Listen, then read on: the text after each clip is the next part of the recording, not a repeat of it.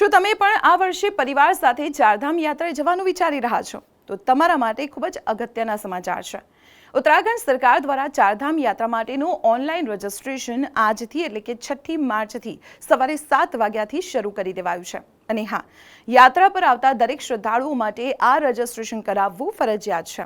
જો તમારે offline registration કરાવવું હોય તો તે 17 એપ્રિલથી શરૂ થશે.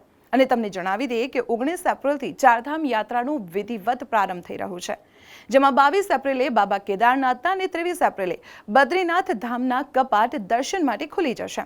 ઓનલાઈન રજિસ્ટ્રેશન માટે તમે registration@touristcare.uk.gov.in વેબસાઇટ અથવા તો ટુરિસ્ટ કેર ઉત્તરાખંડ એપનો ઉપયોગ કરી શકો છો.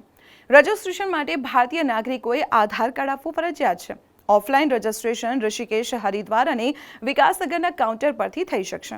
કોઈ પણ મુશ્કેલી પડે તો ટોલ ફ્રી નંબર 01351364 તમે 24 કલાક સંપર્ક કરી શકો છો.